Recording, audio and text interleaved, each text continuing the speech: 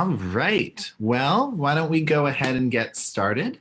I see we already have many of our guests already here, and it is 5 p.m. So let's get the ball rolling. My name is William, and I am a program coordinator for Harmony Plus. And I want to welcome you all to this very special Friday webinar that we're doing. We don't normally do the American webinars on these days, but just for you all, we're going to make an exception. And so we're doing this because there's a very important series of opportunities coming up for students interested in writing or interested in furthering, their writing and college applications to any degree. And that's writing competitions, both local to the California area and nationwide. And so the purpose of tonight is to understand those writing competitions, as well as talk a little bit more about their benefits and how we can start to cultivate student writing to be competition level. And so you probably will see some familiar faces, both in the panelists here, as well as maybe among the participants. Harmony Plus has been doing these reading and writing classes for quite some time now. And so this is a pretty regular crowd that we see. And so for the new faces, we do also say welcome. It means a lot to us that you would spend your Friday evening with us right now. So I do see some new folks, so I am going to do a brief company overview, and then we're going to get into our content for tonight. So about Harmony Plus, we are an official partner of some leading universities and institutions in America. Some of those are UC Berkeley, who we work very extensively with, particularly with the Haas School of Business. We also work with SRI, Scientific Research Institute. This was a institution founded by Stanford trustees in the 20th century and still is alive today. And we also work pretty closely with San Jose State University. Actually, a lot of our staff and interns come from there, which is great. And so one of our goals is to provide top-notch programs to outstanding local and international students. And so this idea of hybrid learning, I keep saying, was like the huge buzzword of 2020 for obvious reasons, but it's actually something that Harmony Plus has been employing since its inception. We do offer a lot of services that use multiple models in their work. And so we do education services such as our reading and writing programs. And then we also do areas more in terms of student building, student development. That's in our future planning services, as well as our extracurricular clubs. We also have done both online and offline services. Of course, like all organizations, that's been really heavily on the online side this past year. We do synchronous and async work. And then we also use work that combines both theory of the given idea as well as putting it into practice. And we are very pleased to be able to offer our students some guidance from top teachers, such as our guest tonight, Mr. Glen, as well as endorsements from leading universities, like the ones I'd previously mentioned. One of our goals is to help students build a competitive advantage in their applications, as well as just in their day-to-day studies and comprehension skills, as well as to enjoy continuous improvement in their life, in their development, in their career track, all of those things. It all culminates into our message of upgrading education. And so a lot of the students who participate in our work have gone on to go to some very amazing schools. I won't list all the ones you see out here, but I think their reputations tend to speak for themselves. And one of the ways that we are able to help these students achieve these, what we call the moonshot schools, their dream schools, is through the help of some of our instructors and workers such as Mr. Glen. And that's going to be my very convenient segue to introduce him a little bit. So Glen is one of our senior coaches at Harmony Plus, and he's also one of the star instructors. He's a pretty regular face among our middle school students and high school students in the reading and writing programs. So he has a bachelor's in political science from University of Notre Dame, as well as a master's from University of Hawaii, and then now is on the PhD track for at the University of Wisconsin. And so he has 10 years experience with teaching, with both reading and writing to middle and high school. And he's also done a lot of this coaching and guiding for students, actually over 100, as you can see there, through their college process. And some of the students, they've been admitted to those names you can see there: Harvard, Columbia, Stanford, UPenn, Caltech, so on and so forth. And so we're very lucky to have him tonight to tell us a little bit more about the writing competitions. So Glen, how are you doing this evening? Great, I'm doing well. Happy to be here. Glad that you could all join us on Friday. You could be anywhere in the world, but you chose to be with us, so I appreciate that. All right. Me too. We're very grateful that you guys took the time here. I'm located over in the East Coast, so it's actually 8 p.m. where I am, well, 8:05. So why don't we get this thing kicked off? So I will go through the agenda right now. And so the first thing we're going to do is introduce some of the top and important writing competitions that are coming right down the pipeline. They all have varying schedules of when they start and end. So pay close attention to that, as well as the age groups they apply to. And then you can maybe whittle down your list a little to the things that you might be most interested in. We'll talk about some of the benefits of applying to the competitions. There's going to be some very obvious benefits, but beyond just the prestige and maybe some of the tangible prizes you win, there's a lot of other reasons that students should get involved with these. And so then we're going to discuss how to cultivate students' writing skills at an early age. What steps can parents take, educators, people in those students' lives take to make sure that that writing becomes very developed and continues to improve, does not plateau.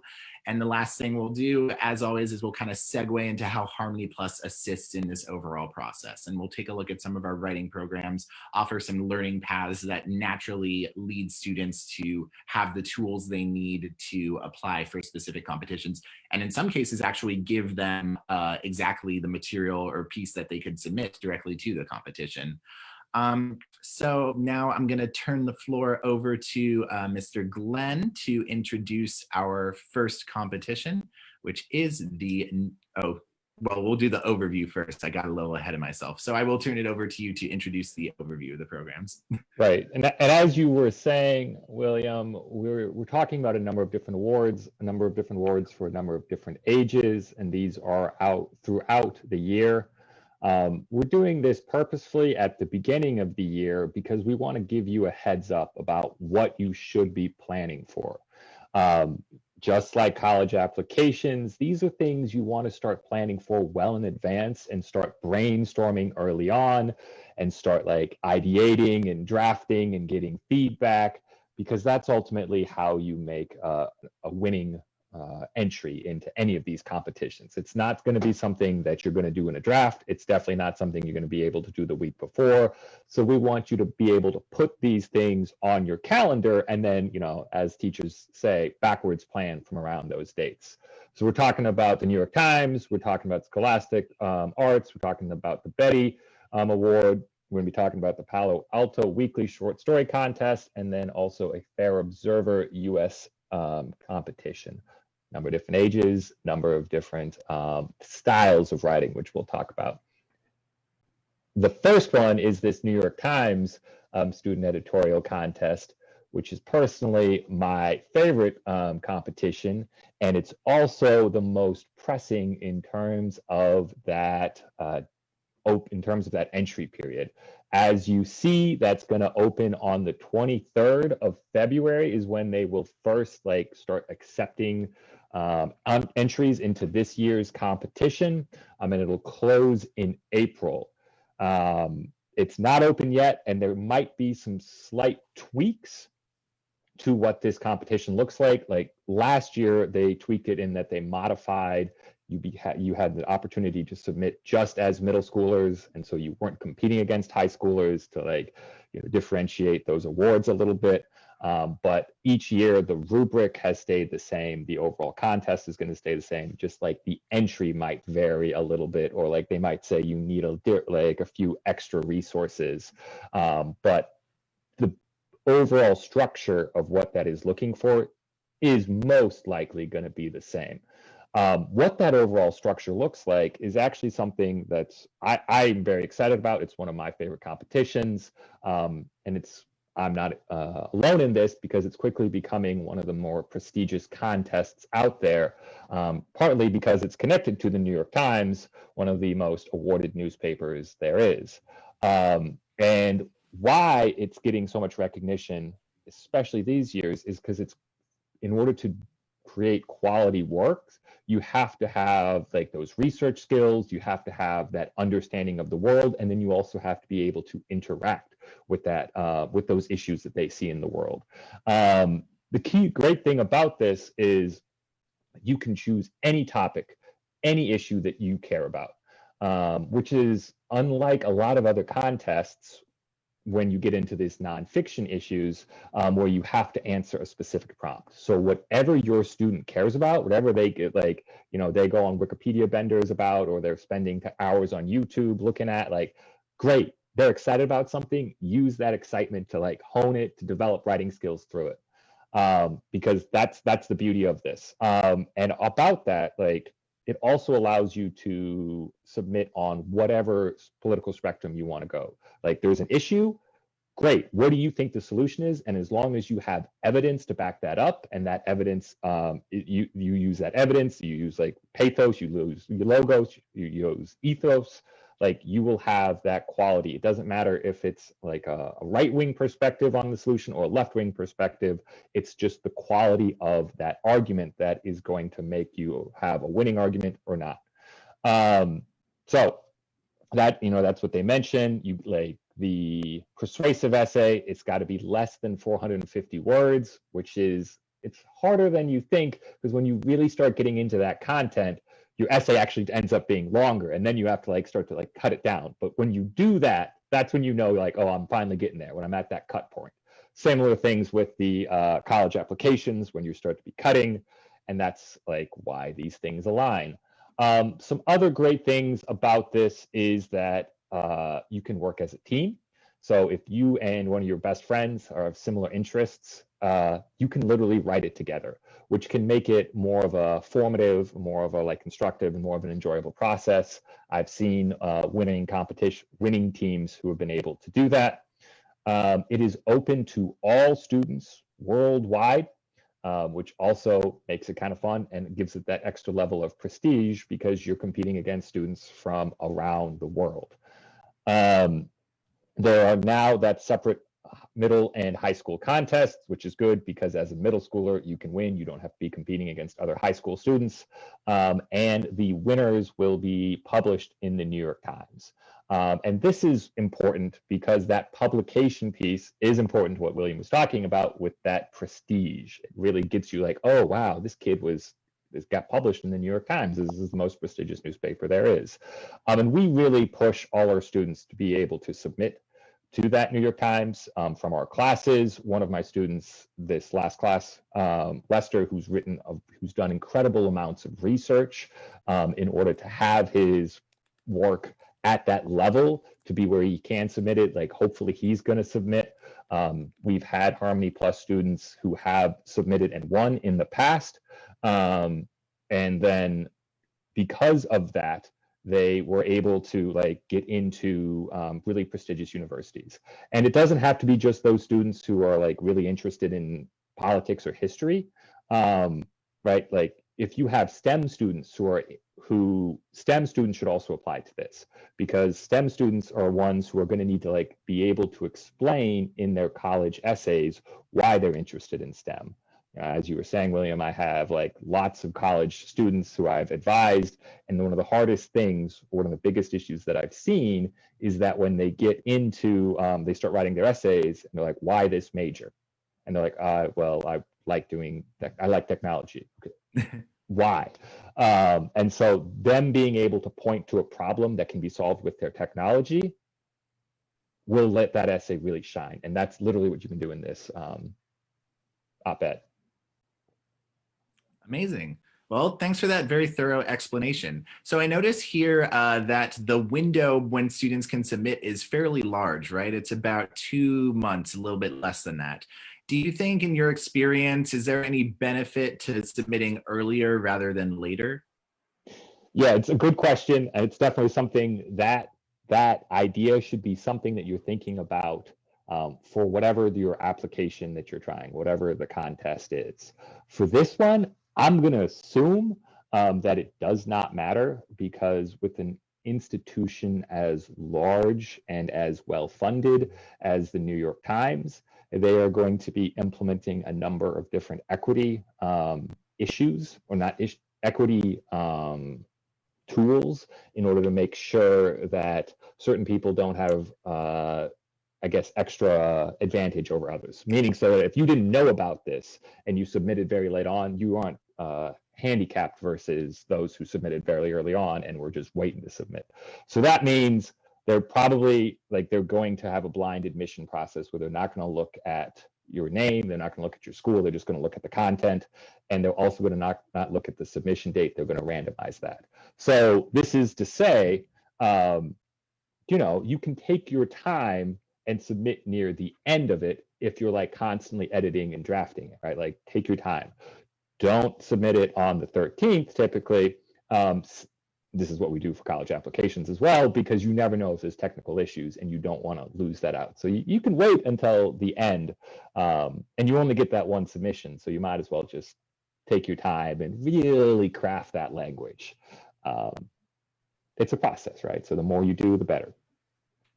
All right, you heard it here first, folks. All the stuff you've read about primacy effect and recency effect, throw it out. So the other thing I want to ask you, Glenn, for this page is, you mentioned the idea of credible evidence and culminating that together. Now, of course, this is a topic we talk about quite a bit in reading and writing, especially in the nonfiction and also research writing courses. I wanted to ask you, when it comes to this, should they primarily use only from New York Times, or should they like New York Times adjacent kind of publications? What would be considered credible here? Yeah, so great question. Very important, especially, today's world. Their requirements as of 2020 were that you have to use one New York Times source and one non-New York Times source. And so then also your follow-up question is like, so what about that non-New York Times source? In order to have it a credible source, it should be from a reputable news organization with an editorial process. So that's something that we dive into in more depth in some of our classes, but you shouldn't be pulling it from random websites. You shouldn't be pulling it from social media. What it needs to be is from some sort of news organization where there is an author, where there is some clear process of that these things were fact-checked and that those things can be believed, because that logos, that research, those statistics, those studies, those quotes from experts, that is so key. One of the points on the rubric is just evidence, and unless you have that evidence, you're not gonna win. So that's why the really strong essays that I've seen, the really strong op-eds, have lots. If you just have two, it's not going to be good enough. You need to have a bunch. And that's exactly what college writing is like, which is why if you win this on your application, they'll be like, oh, this person clearly knows how to write. They're going to do well in college. So great question, very important. Hopefully that answers it. All right, awesome.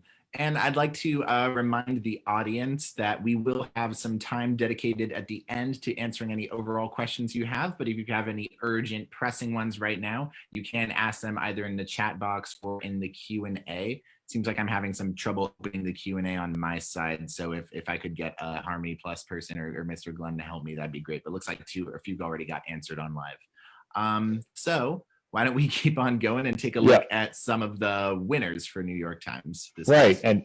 And that's definitely something that you should be doing if you're trying to submit to any contest. Look at the winners. What did they do, and what can I do? How can I replicate that? So if you look at this, and it's a little bit blurry, but again, you can just go to the website there. Everything is on that website, the New York Times Student Editorial Contest, and you can find just years of it. But now I guess it might have just been my screen. So if you look at these topics here, there is a whole range of different topics here. You got people who are writing about Asian American identity, about music, about video games, about personal life lessons, college admissions process, collaring the cat, which what does that mean? Literally, they wrote an op-ed that people who walk their cats need to collar it, which is what? That's a unique topic. And so about this, you might be thinking, well, from these, you can see that you should have a very specific topic. The more specific, the better.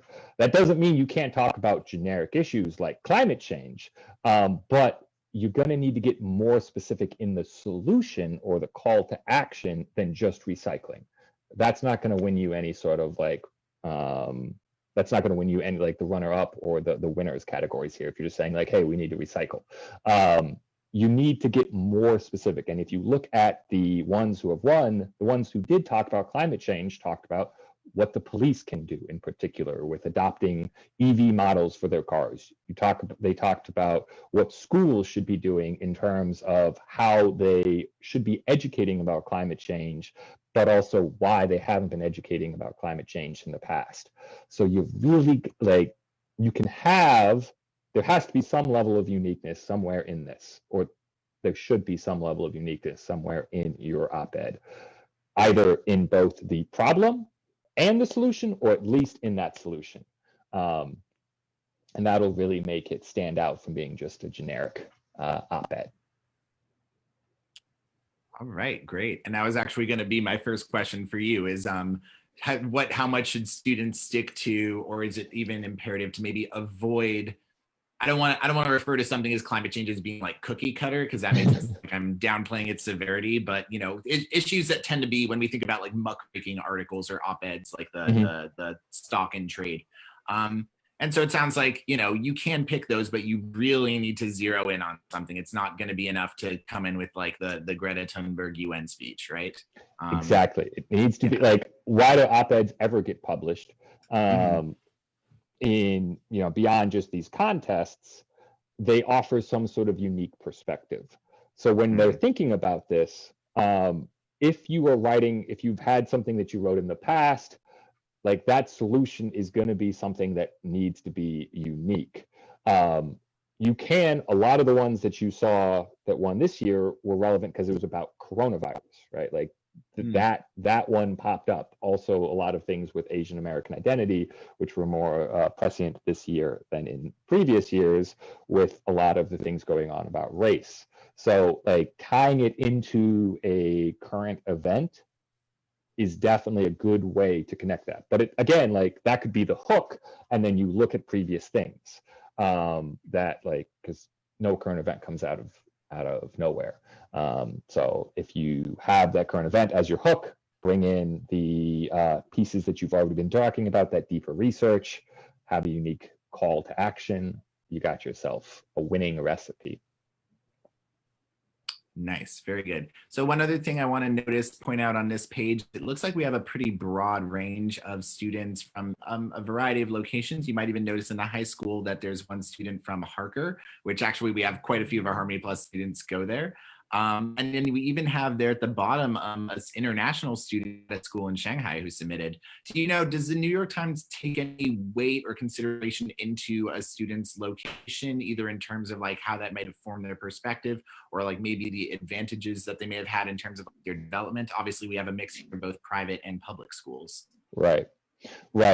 To the best of my knowledge, the New York Times does try to be, equity-based in terms of their blind admissions, but that doesn't mean that your identity shouldn't come through in your actual op-ed. This is a key part of what they're looking for, is that personal tone, that personal narrative that really ties into the ethos of an op-ed, which is ultimately just a persuasive essay that, you know, you'd have to write in many of your high school classes or middle school classes.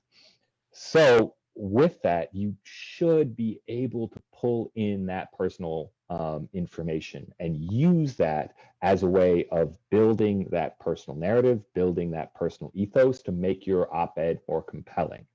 Any way that you can build that tone, it's going to help your essay. And again, I don't think that they're actually they'll have a blind admissions process, from the best of my knowledge. All right, that's reassuring to hear. Well, I think that tells us quite a bit about the New York Times editorial contest. Why don't we move on to our next one, which is the Scholastic Arts and Writing Award. Yeah, and the New York Times is, very specific to that op-ed. You're writing one style of essay, 450 word max, very clear rubric. The Scholastic Arts and Writing Award, which a lot of people have heard about, because who doesn't remember getting those Scholastic brochures when you were at school? But this one's nice in that they have all these different categories. There's 10 different categories that you can apply for writing. Before we dive into that, a bit of the logistics. This is going to open up in September and close in probably somewhere in December. So it's something that you want to be thinking about long term, like what might I want to submit to this? What can I start developing now? It varies by region on what time it closes specifically. In the Bay Area, it was the 15th. There is a cost to this. It is $7 per entry. So if you want to submit multiple ones, that can add up. There is a fee waiver if that is something that if that $7 is an entry barrier. And then it is for students who are 13 and up.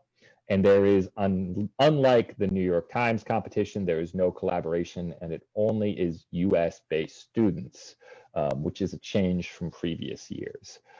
So these 10 categories, if you look at them, there's a whole like range of different things. You got the critical essay, you got the dramatic skip, you got fiction, journalism, you have these memoirs, you have these poetry, you have like short stories. So wherever you really like enjoy writing, that's where you should probably submit. Like you don't feel like you should be confined to, oh, this is the one that's easier, this is the one that like is will have less people submitting. Ultimately, that's not going to do you well in the long run. Where you're going to succeed is where you have the energy and where you have the like interest. And if you nurture that, that's where you're going to grow in the long term. And so that's where I would recommend you submitting. Looking at one of these, if you look at like the personal essay one, which is one that I like, if you're like, oh, I don't know, I just like writing, but where do I start? This one's great in that it gets you to practice reflective writing. And reflective writing, unfortunately, depending on the school, isn't taught as much within our K-12 education system, which is this huge gap because in college, the college application process is all about that reflective writing. So any chance that you can get an extra bit of practice on that, you should take. And this prompt for the essay writing is it's a nonfiction work based on opinion, experience, and or emotion that explores a topic of importance to the author. And it's 500 to 3,000 words. And so if you wanted to submit to that, in order to win, what you should really have is that like narrative arc. That's something we talk about in our nonfiction reading and writing course. But then that other big thing is that reflection, right? How did you grow? How did you change? What caused that?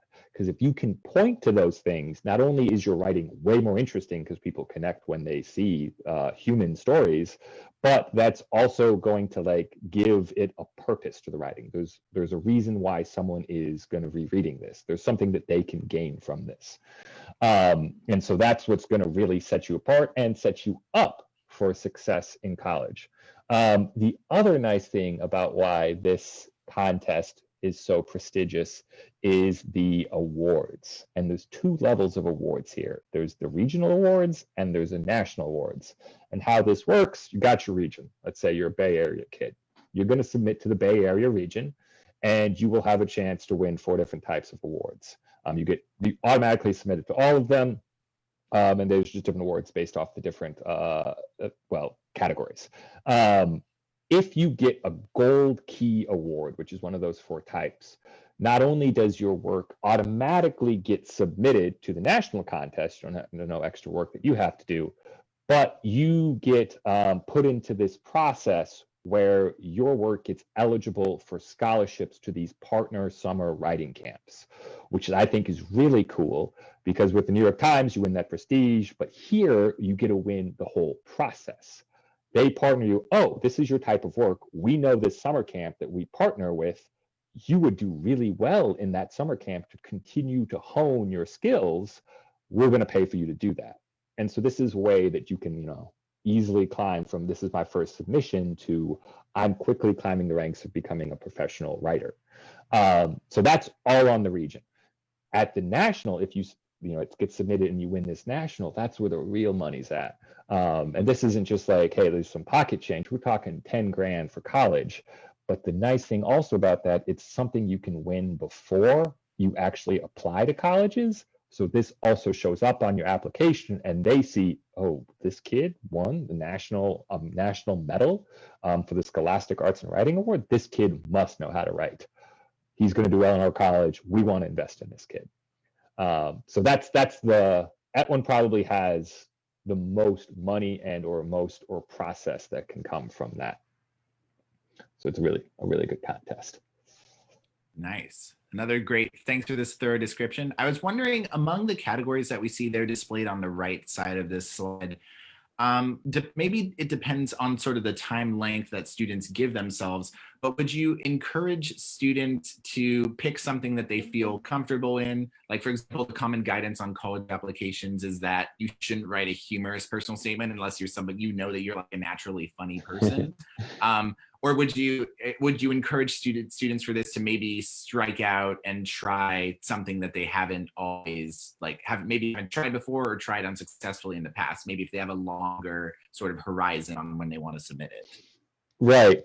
I mean, I think that's, you kind of allude to what I would say there, in that the great thing about this is that it doesn't open until September. So you have your chances to start to like experiment and see what works now.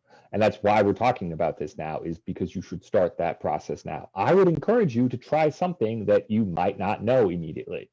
Try and do something that is humorous. Talk to your friends, see if they actually think it's funny. Try some poetry, get some feedback on that. At this point, try out the different things, get some initial feedback, see what you like and what you don't like. And then if you're not sure, like maybe you get the end, you submit them all. And then you see what the feedback is. And then if you're younger, which is why it's helpful to start these things early so you can submit multiple years, be like, oh, okay, I got some feedback. Now next year I know what to do. If you're like, ooh, I'm kind of later on, I'm like a junior or a sophomore in high school and I really got to win this now. At that point, I mean, you don't have to win it right now. You're going to be fine. But if you're feeling that stress, go with something that you're really passionate about right now. Like if you got that work, just try and hone that, because I know you got other requirements too. All right, very cool. So I see that I've been seeing the Q&A box going kind of crazy during this whole thing. Are you able to open that by any chance, Glenn? Potentially.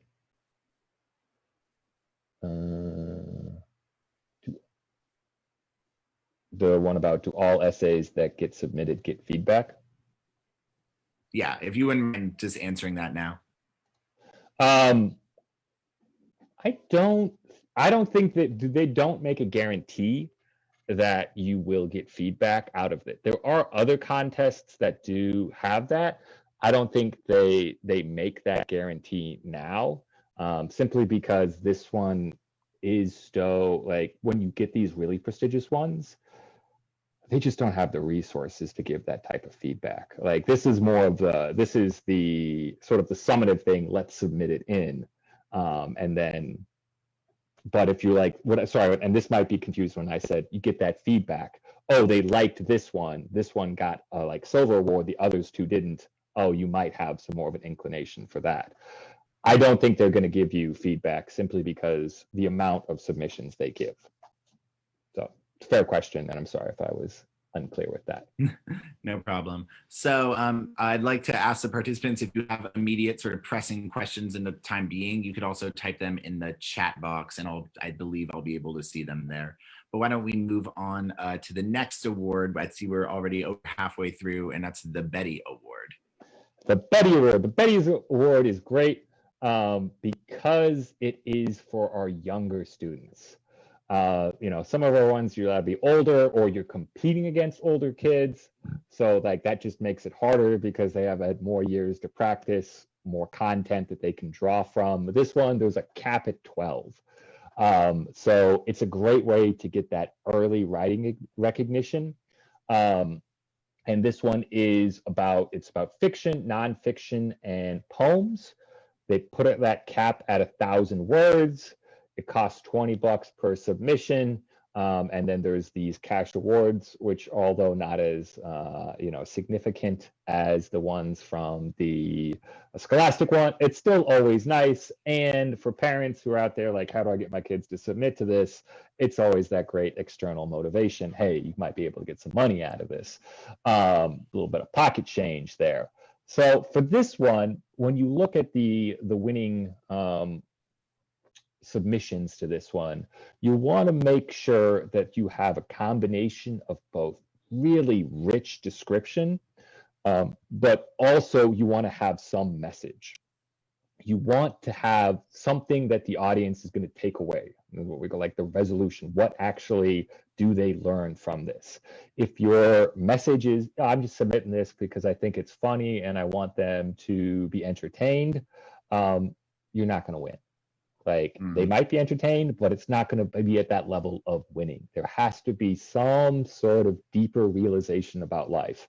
And it's also like this, if you're wanting to be an author, this is exactly what MFA programs, what they're looking for in their submission too. It might be random and crazy and like all sorts of cool things happening, but unless there's some theme development going on there, it's not going to get to the level of winning. And yeah, that's harder for someone who is aged 8 to think about themes and life messages, but that's why there's some prestige to it. That is definitely something that you are going to want to try and push yourself to, because that'll also help you for success in later years. And another thing that I want to talk about this that I have definitely noticed with younger students who are submitting is that they think that, oh, I got to win, I got to make myself look smart, so let me use a bunch of big words in there to make my writing look stronger than it is. And I would recommend against this. The winners, if you get into these, a lot of them don't necessarily use a lot of advanced vocabulary, even less so than the ones for like the New York Times. What they're having is this rich description. They're having these purposeful words that showcase that deeper meaning. And yes, you're going to have some like vocabulary to describe that deeper meaning, right? Like if you don't know the word for nostalgia, it's kind of hard for you to understand the concept of nostalgia. But you shouldn't be just going in and like trying to find like synonyms for nostalgia or synonyms for remember. Like that's going to make it look kind of fluffy and it won't get you there. So focus on that reflection, focus on what that message is that you want the reader to take away, and you'll put yourself in a better place. All right, sounds good. Well, in the interest of time, I am going to move on to our next one, which is the Palo Alto Weekly Short Story Contest. Yeah, this one, nice and local. If you're worried like, hey, I don't want to compete against people from France, this is your one. From New York, it's just in this area. It is just short stories. There are 2 contests here. There is the young, it's kind of confusingly named, young adult, which they classify as 15 to 17, and teen, 12 to 14, I don't know, whatever. But that's, so you get your specific age groups to really limit it. There is a cost, and this contest is strangely old school. Like you actually have to mail it into their office. And that's why they're like, you got to staple it, got to be Times New Roman, versus all the other ones are online. Maybe when they, announce it for 2021, they'll update as everything's gone online. But right now it's this sort of old school application. But if you're somebody who really enjoys narrative writing, this is a great place to begin. It's definitely, if you're just like an emergent writer, you're just like, hey, I want to get my feet wet with something, this is a great place to start, because all they're asking for is to write stories. And students know stories. They tell stories all the time. Now you just got to put that into a written form, and submit it to this one. Yeah, so that's a nice local one. Nice. And I believe this is outlined in the website, right? But maybe I think some parents curious, what exactly constitutes, oh, I see it right there, the Palo Alto area written there. Excellent. Yeah. And so what do you think about the idea of double submission in terms of if you have something that could qualify for this, then also maybe you could submit for Betty Award? Is it something that's good practice to do? Does it seem like maybe the panelists for these communicate to each other? It's a good question. You need to look specifically at what the requirements are for whatever contest. The ones that we've shown you, particularly this one, it's like it says cannot have been previously published. So if like you didn't win anything with the previous one and you edit it and send it again, that's great. If you send them at the same time, the Betty Award and the Palo Alto Award, and neither of them gets published, then you're fine. The Scholastic one, they ask for non-exclusive rights because they want to publish it, but that means that they, they've let you publish it. And this is something, as any writer will tell you, their relationship with publishers is one of those core tensions, and you just got to be very key to be examining what is in that fine print.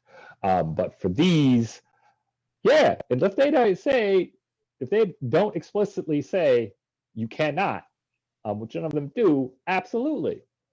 Just like applying to college, use that same Common App. It's a good question and something good to get in the habit of doing. All right, pretty useful knowledge for us. Let's take a look at some of the winners. Yeah, when you look at the winners here, if you go on this page, you can definitely find this list here, and you might be noticing, like, wait a minute, you said there were 2 contests. What's with this left hand? Why are there 3 here? What we have here are the titles for, on the left here is the adult, then we have the young adult, and then we have the teen, which I think is actually really cool that they have this for the young adults. And if it's something that you want to get your students to be invested in writing, is if you also are invested in writing, right? This is what kids love doing what their parents do, especially young writers. So if everybody, you got one kid who's writing for the young adult, one kid who's writing for the teen, and you're writing, and you're all submitting to get published, like, this becomes a family affair, and it becomes much more enjoyable. And this is for those kids who you think like, they don't necessarily want to write, but if you can make it that more collaborative, fun process, it might be something that's more enjoyable. And again, they have all these things on the website, so it's something that you should definitely look into and see what they're doing. One of the things that I definitely noticed is with these short stories, you should have a part, in addition to the deeper messages and in addition to the reflection, that seems to be a constant, requirement, is that you should have rich characters with depth, characters that change, characters that have unique characteristics, but that are also multifaceted within it. That will ultimately make your story more compelling, because if it's just these one-dimensional characters, I mean, you've seen bad television, you've seen bad movies, and one-dimensional characters typically don't make them more compelling. So make sure that you're writing, you look at those traits, and you make sure that they have multiple traits and that those traits are showcased in your writing. All right, very interesting. So I see we had 2 questions come into the chat during that. I think you answered one of them in what you said just now, which is where can we read the winners' articles? Seems like that can be done right on the Palo Alto Weekly Short Story Contest website. Yep, just Google it. Yep. And then the other person was asking if we know of any other local or less competitive writing competitions that they might be able to start with. I was going to say, I don't think for the purpose of this, we didn't have any others prepared for this, but I'm sure with some research and our writing team could definitely find some others. Obviously, there's going to be a lot of that around in the Bay Area. Right. And yeah, I guess it depends on where you define local and what type of writing that you want to be doing. Both of those will determine what sort of contests are going to be available to you. Yeah. Okay, awesome. Well, in the meantime, why don't we move on to, I believe this is our final competition that we're discussing, right? Which is the Fair Observer US Essay competition. The Fair Observer is a really cool organization. Their whole sort of idea is that they want to be gaining multiple perspectives on the world. So it's all this like crowd-sourced news. They have literally over 2,500 authors from around the world, and they will submit into the website. But it's not like, wait, that's just Medium. How is that any different than social media or Medium, that app? This is different because there is still that editorial process that I was talking about that separates something from being reliable and credible to being some random article that you can't trust. So this is unique in that there is still that process, but you then get perspectives from around the world that you might not be able to get when it's just like a set institution. So literally, I really suggest all students should be looking into this organization and seeing if they can submit their own. If you're interested in journalism, if you're interested in op-eds, this is a great source to submit to in general, the Fair Observer. But in addition to their like news organization that they run, they also have this contest. And this contest is probably the one that is the most, this is the one that's closest to being due. It's due on 2/21/21, so that's soon. And they have a very specific prompt. So if you're like, oh, I don't, I'm just interested in everything, or I don't know what I'm interested in, this is the one, this could be the one for you to submit. It is a little bit more narrow in that you have to be 16 or older, which is why that prompt is a little bit more advanced too, because those tend to align. It is also a longer essay. This is an essay competition. It is not an op-ed competition, and this really aligns to some of those like analytical research writing that you would have to do in college. And so what they're looking for you to do is to find evidence and develop that argument through evidence. So it requires you to do a lot of research, even more so than the op-ed, because you're not going to be able to rely on pathos and ethos like you would in the New York Times contest. Here, it's all about the quality of the research and your ability to use that research to build a full argument on it. And if you notice, this is just a problem and solution, right? Is there a solution? What causes it? What should we do about it?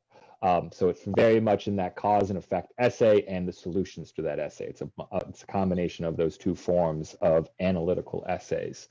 That really is, if you were in our analytical writing course, that's exactly what this is getting at, is that idea. What is the solution and why would it be fixed? Why would it actually fix terrorism? Which, especially today, this question becomes even more important when we think about what exactly is terrorism, what is domestic terrorism, because if you can bring in those current events, just like with the op-ed contest, it's going to be more present. It's going to be more relevant and more engaging for the judges. Other things about this, there is a more significant cash prize. You get to submit a photo with yourself, which is fun. And you will be offered a writing position at the Fair Observer. So if you're like a high school and looking for some summer internships, some summer work to add to that resume, this is a contest that you should definitely be thinking about. Or if you're younger than that, something to keep like, okay, what do I need to do to get ready for this contest in a year or a few years? Because you want to try to have that map. All right, awesome. So I do want to keep things moving, but I do have one question that kind of is related to a thing you alluded to a moment or two ago, which is obviously we started preparing this presentation a long time ago, but the events of this week in particular have made us look at this question and this slide in a somewhat different light. And I'm sure for other people that's the case. But I am thinking about what we discussed during the New York Times op-ed, which was, when you know that there's an issue that a lot of other people are going to be talking about, such as in the case of climate change, you said previously that what you want to do in that case is make it about something hyper specific and very clear. Should people be applying the same principle in terms of submitting this essay? Because you can imagine pretty much every essay submitted, or most of them for this one, will discuss the events of this past week. And should students try to zero in on one particular aspect of it as maybe as a guidance for the climate change thing? Well, yes, I think that is fair. They definitely could. It has an international focus. So you could talk about other things if you wanted to try to be unique in that way, if you're thinking that's where it's going, about other forms of terrorism that exists. But to really answer your question, yeah, you should find one sort, like you want to get as specific as possible, both with like identifying those key drives and trying to get like, dive into the research to find, the rule of three like substantial ones that then can be fleshed out into multiple sections of your essay, and then having a solution that clearly aligns to it. For this one, yeah, you would want to have some, yeah, I think for these type of contests, they try and emphasize innovative techniques to it. What might be something that would, that's how I would go about this, is that they were looking for more innovative ideas rather than just like harping on a political axe to grind, is probably going to serve you better for these contests. And that's not, saying about what the solution should actually be. It's just what will actually stand out in terms of writing. I see. Okay, well, we do need to keep things rolling. So why don't we conclude our little section outlining the competitions and talk about a little bit of the benefits of applying to competitions outside of those material ones, as well as like the accolade part of it. Yeah, absolutely. Well, I mean, the number one thing about why you should apply to these competitions is because it provides you an opportunity to practice and improve your writing. Like, this is just like sports. The best athletes in the world, they practice all the time. And beyond that, how they became the best is that they practiced more than other people did. They found times to like practice late at night. They found times where they would just do more free throws, right? Like Steph Curry didn't become Steph Curry by just talent. He practiced those shots and continues to practice those shots. So you have to be thinking about, well, how do I become a really good writer? Like, if I want to become the Steph Curry of writing, where do I get that practice? Do I just like randomly write about things?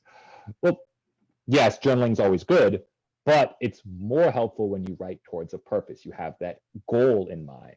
And that is where this sort of contest can be helpful.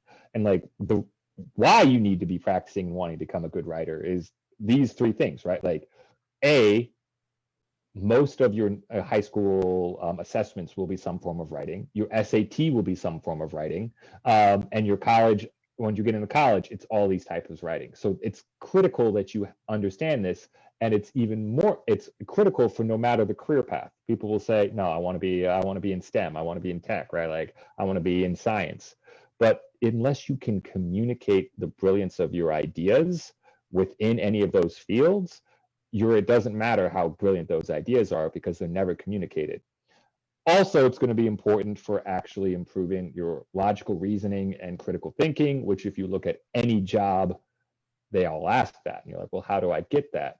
Well, how do you develop logic? You actually write out the logical steps, right? Like A leads to B leads to C. That's what you do in research writing. That's what you do in op-eds. You build that logic. And the only way to get there is by practicing it.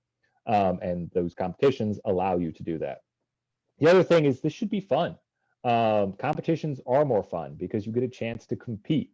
There's clear goals, there's clear outcomes. You get a sense of like, oh, I got this trophy. Oh, I got this medal. And whenever you're able to have fun, chances are you're learning more.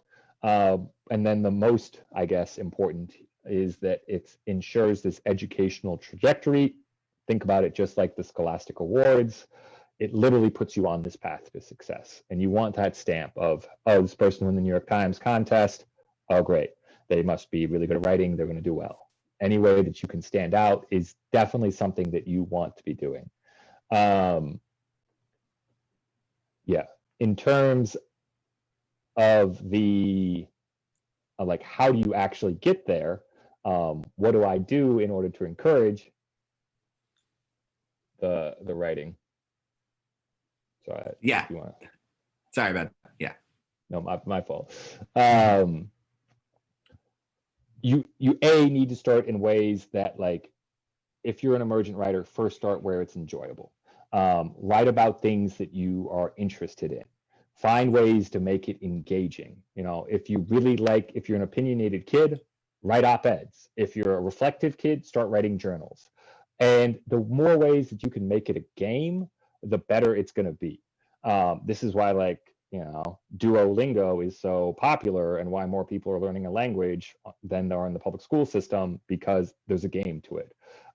So any ways that you can add that reward, you can compete against other people, it's gonna make it more enjoyable, which is again why we're talking about competitions, right? Like you should apply to a competition to make it into a game.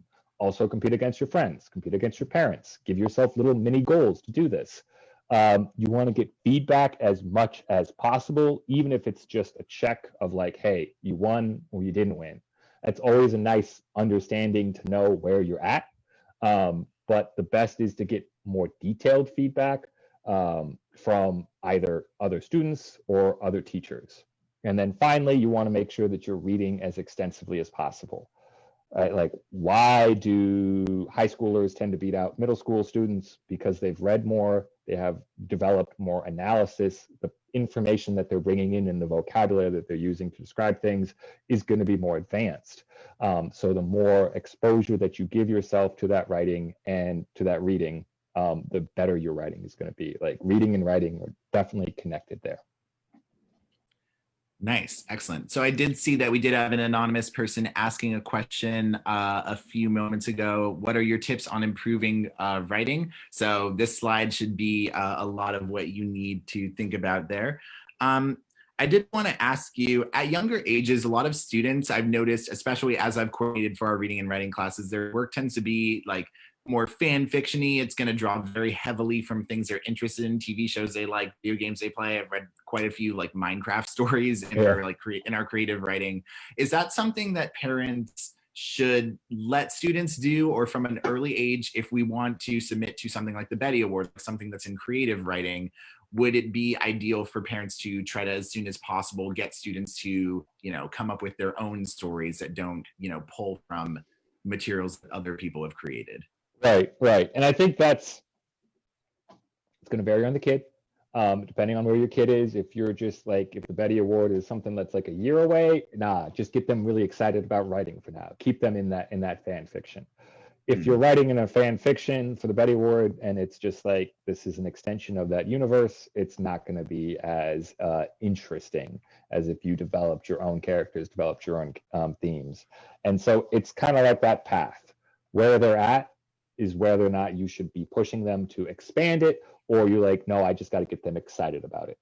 But starting where they are, if like it's hard for my student to even write, what you're saying about Minecraft or about fan fiction, that's a great place. That's where like I started as a writer and was able to develop a lot of things.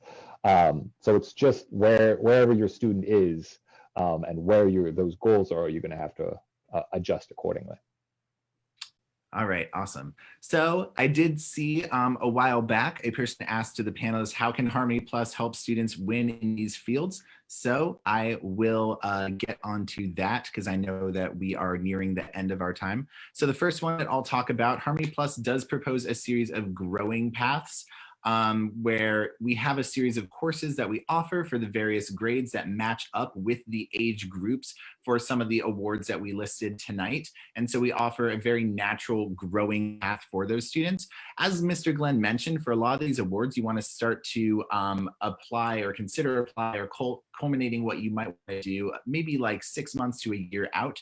And so our 9-week creative writing courses are a great way to build yourself up to that. So for example, for the Betty Award, which you might remember is for those younger students, we do offer many great classes for students in the grades 4 to 6 range. We start them off with creative writing, which is a very great way to kind of induct them into the world of thinking creatively with their writing, coming up with short pieces, learning about descriptive language. From there, we move on to nonfiction reading and writing, which teaches them how to write both narrative essays, also as well informational essays and persuasive essays are the 3 areas that it focuses on. So getting a little more into something that might be an academic writing field. And then we also just recently launched a playwriting course. You might have noticed that that was one of the possible topics for Scholastic. And so this is one of the things that you could look at as well. This is taught by someone with Broadway experience as well as an MFA in playwriting. And so this is another great one where students will pull away from it with a 10-minute play that could realistically be performed on stage with cast and like reasonable budget and all that. So it makes an ideal path for the Betty Award. And now I'm going to turn it back over to Glenn, who will talk a little bit about one of our other paths for some older students. Yeah, and this one starts with our nonfiction reading and writing course, and it's different from the previous one, but it still has those same core topics that we're talking about: the persuasive writing, the informational writing, and then the reflective narrative writing. Because these are the things that show up throughout your writing career. Like these are the three main things: common core line. You're going to be doing this a lot, but it's honed in a little bit different skills there. From that, if you start, you get that early exposure, you get some basics, then you get into this research writing course, which is fully aligned to helping students, like everything they're doing in there is reading op-eds from the New York Times contest, developing their research skills, developing their writing skills, starting to get what are their interests, what are the issues that they might actually care about writing. And they'll get like 2 drafts of their op-eds for that. Well, they'll have 2 drafts of 2 different op-eds coming out of that class that they can then later hone in and make even stronger and stronger. But the idea with that is, ooh, I found an issue that I'm really excited about. It's unique. It's something I hadn't thought about. Let me really dive into that. Let me really understand those causes and effects of what's going on with that, and potentially think of some solutions and things that I might be excited about. And that's where that analytical writing course gets in, with like the deep dive into that writing, in terms of it being like just pure logos, just pure research. How do I develop my thoughts so that I can really understand an issue? And then after I deeply understand that, I've really done my exploration of it, then I can go back and modify my initial op-eds because I have even more research there, because I really know my issue, and here's what I would actually say now that I've really dove into it. And yeah, this is a process, right? Like this is a 12-month process here, but that's like writing is a process. It takes lots of review, it takes lots of learning in order to get really good at it. And that's what we recommend you do, is you take it as a full, like, ooh, set out my goal, backwards plan from there, do what I need to do in order to be competitive. All right, excellent. So that shows us another one of our student paths. So I want to move on a little bit and show you all a little peek behind the curtain of what our Harmony Plus reading and writing classes look like. And so somebody literally just a moment ago, how do you provide feedbacks at your writing courses? So thank you, Joy, for that great transition into our next section, which is talking about the essay grading. And so all of our Harmony Plus classes are done with Google Docs serving as the base. And so here we have an example for you from a student named Olivia. And so students in their texts will develop different essays depending on what course they're in, and all of the final products are done in multiple drafts across all of our courses. And so what you'll notice is that they will write and then they'll receive thorough feedback from our teachers. And so this, I believe, is that first draft. So Glenn, I notice here that a lot of the feedback you're leaving here is in kind of broad strokes, like we have full paragraphs highlighted. This is pretty characteristic for those early draft essays. So can you tell me a little bit more what's going on here? How do you kind of analyze and read, especially when it comes to these first drafts? Right. The first things that you want, like, you don't want to get into the grammar and the nitty gritty, because if their logical ideas or their research isn't there yet, they're going to be writing right over it. And so it's a waste of their time. And that's like, students have so many requirements. I don't want to waste their time. And so I focus on like, okay, what are those broad, larger grain edits so that you get that ideas, you get that logic, you get that evidence thinking first.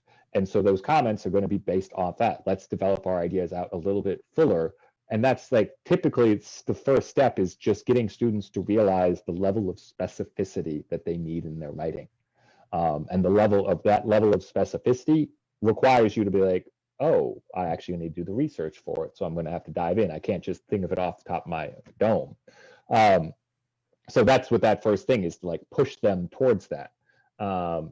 And then if you get into like, okay, I've done that, I did my edits, they submit it again, and they'll get something like, oh, if they've made those changes, And we try and be really purposeful with like giving that constructive feedback so that they see what those changes are, because it's definitely, there's a skill to communicating across any sort of grading platform, not just like wrong, but here's the actual thing that you need to do. Then we get into the more finite grammar where I'm like, at times I'll be like, here's explicitly a type of what you could write this as, here's what an evidence needs to be. I'll give them some transitions there. I'll start fixing grammar on it if it's good. Like, writing is a process. It just requires like going from the large grain to the small grain, developing those thoughts and getting all those drafts in there. All right. And so as you can see, feedback Glen left, we have more nitpicky comments here on this second draft. Anybody who's developed any piece of writing or thing like that knows that nitpicky feedback is the best kind of feedback, because it means that we're getting really into the hyper specifics of how we can fine tune the writing. So that's one way.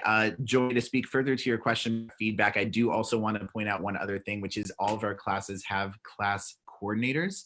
And so on those, they will talk with the parents one-on-one, usually via WeChat or via email if there's no WeChat there. And they will provide feedback for after each lesson, and then we'll also do a one-on-one scheduled call with the parents to go over the final writing products as well as the teacher's writings. I'm seeing some feedback that the screen shared is a little blurry. We will post content from this PPT afterwards if you're not able to see what's there now. But hopefully from our descriptions, you get a good sense of what these parts are about. And so now I also want to give a little bit of feedback from one of our students. This is Fiona, who's talked about here. I don't know if people are able to read this or if this is blurry as well, but she talks about how she's been in many different reading and writing courses, spent over half a year there, as a lot of students in quarantine have, and noticed with Mr. Glen some noticeable improvements in her writing abilities. She focused on her way to write more personal narratives and informative writing, op-eds, analytical writing. In addition to that, she also learned about climate change, social media, racism and crime, as well as how to have professional presentations and PowerPoints, how to culminate and present your work. And so in those past few months, that experience provided her with growth in writing skillfully and thoughtfully. So that's some pretty high level feedback there.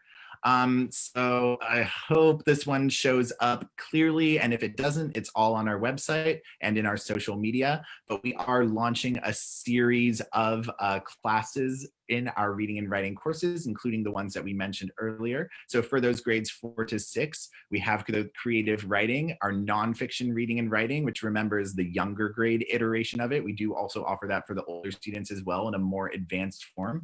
And then our playwriting course as well. And we have a lot of great descriptors and information for that in our social media. I saw one person mention, John, you asked, do students have to follow the paths that we previously showed for the selections? The paths are recommendations. They're what we think will give the students the tools to put together a solid submission and make it look strong. But it definitely is up to the better judgment of the student and family, what they feel like is adequate preparation, the order, the things like that. It can all be switched up. So the paths, obviously the submission will be done individually by the student. We just want to give them the tools to submit something of quality. Anyway, we also have our schedule here for the 7th to 10th graders, and these have some of those courses that Glen was previously mentioning, such as our higher level nonfiction reading and writing, our analytical writing, and that looks like we've got our research writing as well. And I do want to point out that the research writing course does, like we said previously, their final submission is submittable to the New York Times op-ed contest. It's predefined to meet the requirements for that. So that's a useful tool as well. So I do see that the schedule is very blurry. Please consult our website, harmonyplus.com, and social media as well to be able to see that later on. So, and we will also be following up with the participants with the schedules too. Anyway, I hope that the QR code here is scannable. If it isn't, we will include it in follow-up messages. But I do want to take the time to open up the floor for questions if that's something that folks have. We've gotten some good ones throughout the webinar so far. But now's a good time to ask any final ones you might have. I'm going to bring the slide back over to this QR code, and hopefully people might be able to scan it.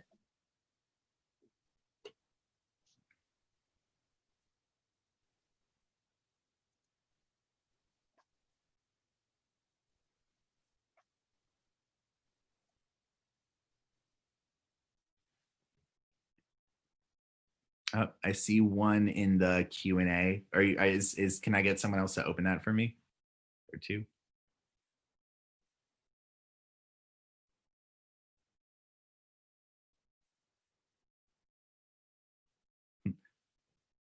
Glenn, are you able to open the Q&A for me? Yeah, this looks like we got one that's talking about what do you recommend for a 10-year-old? There were at least two here, but which one do you think is best? Like, I mean, I think it depends on what you want to be writing, right? Like who you are as a person. There's that Betty Award, but that's definitely sort of it's a national contest, so it has a little bit more prestige. But that's definitely one that is it limits you to that nonfiction, to the stories, be they fiction, nonfiction, or poetry. That's definitely one that I would think, if that's one of your categories that you would want to be submitting for, if those categories align. Then if you like to write fiction, that's perfect for you then. If that's a perfect thing for you to apply for then. All right, great. Are you able to do the others? I can't open the Q&A box. Those were all related. Those were all from Sophia. Oh, okay, great. Thanks, Sophia. Oh, thanks, Sophia, for showing up. She is current playwriting student as well. Tips on staying original, such as word choice, use of language, metaphors, etc. I mean, in terms of that nonfiction, those op-eds, that research, the real originality is going to come from the ideas.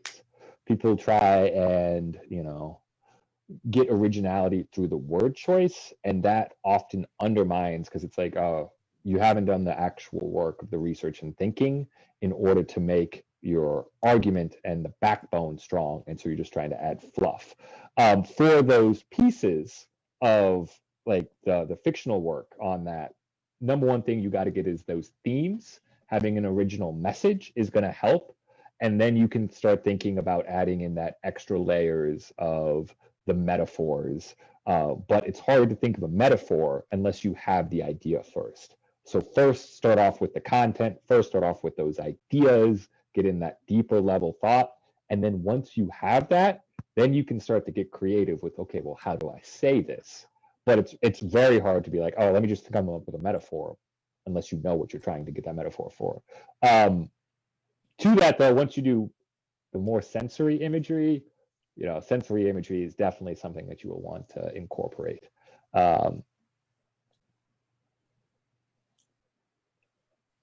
All right, great. Any other sort of unique ones or ones that haven't been answered yet there? I noticed we have one in our chat box as well.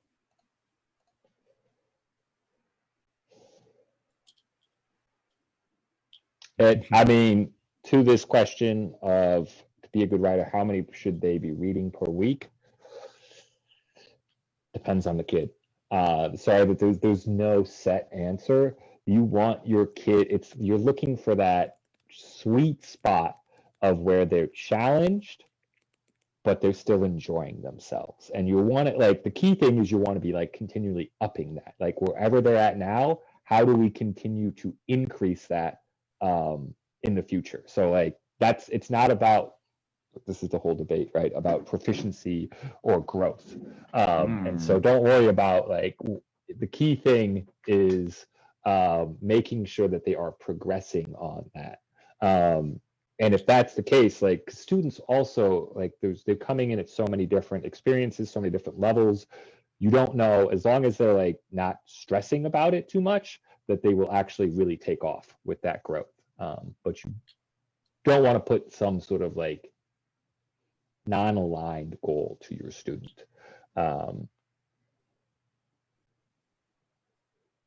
they also want to be thinking about, if they want to be a good writer, right? So that's your ultimate question. How many should they be reading? They should be reading, but you should, like, one thing I would recommend is get them writing as well. You know, get them writing little stories. Start with the fan fiction that they're talking about. Like, what's your world that you love? Add to it. That's a great place. Yeah, that's not something you want to be doing. To Annie's question, reading the same material over and over again. You know, this is one of our books we talked about for our book club, was like, you should read a book, you know, the author's advice, read it 3 times. You know, one to get the flow of it, others to get the like vocabulary of it. I can't remember the third reason. But yeah, reading it beyond twice is unnecessary. And it's like, you should be doing more things with it. Definitely push to find books that are similar, right? Like if they love Harry Potter, great. Where else can we go? And can we push them to Lord of the Rings then, right? You want to keep expanding that. A second read through is nice because you might be able to develop more themes with it. You might be able to get more analysis with it. But unless you're doing some sort of writing piece that's accompanying it with like, oh, I'm going to pull out all the vocabulary, or I'm going to be writing responses to it, not as an effective use of time. Yeah, I would, you know, start and then expand from that. All right, fantastic. And so I also want to point out in the chat box, for those of you who the schedules were a little blurry to look at, Alan, who is the director of the manager for the reading and writing programs, did post the link to our website where you can find those. So do we have any, I noticed the Q&A box for me keeps flashing. Do we have any more in there? I'm not seeing anything. Okay. All right, so we'll give it maybe a little bit more time. If anybody has final questions, oh, looks like one just came up on mine. Colleges want to find the perfect match. I think I would need some more context on that question for me to know. Would you mind reading it out loud, like the full? Oh, sorry. Yeah. What does it mean when colleges want to find the perfect match for students?